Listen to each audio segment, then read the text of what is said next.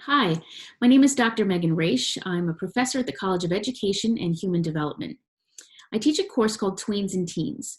That's EDUC 0819. Teens and Tweens also fulfills a human behavior general education requirement at the university. So Tweens and Teens is a course that focuses on the period of adolescence that occurs between the ages of 12 and 25, when most social scientists agree that this stage in the human lifespan is when our identity forms. So what do we mean by identity? You have a social identity that's comprised of the groups that you've chosen to affiliate with based on your interests, and likely experience labels that have been placed on you because of those groups. You have a racial and an ethnic identity based on who you are and where you come from, one that you've hopefully been able to celebrate. But what we know is the race that you are in this country largely determines the access and barriers that you've experienced along the way. We'll look at your gender identity, and the difference in the experience of a cisgender adolescent versus a transgender person or a non-binary adolescent has been completely different.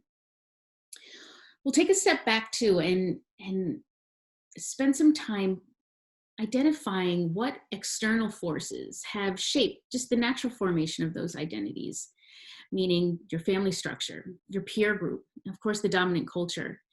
And if these environments validated your identity or rejected it, those two encounters have either placed you at risk for engaging in more unhealthy behaviors, unhealthy patterns of thought, or they've been protective factors that have made you more resilient. What we know is that your identity is at the core of your psychological well-being. And this course is about you, and it's about you exploring that.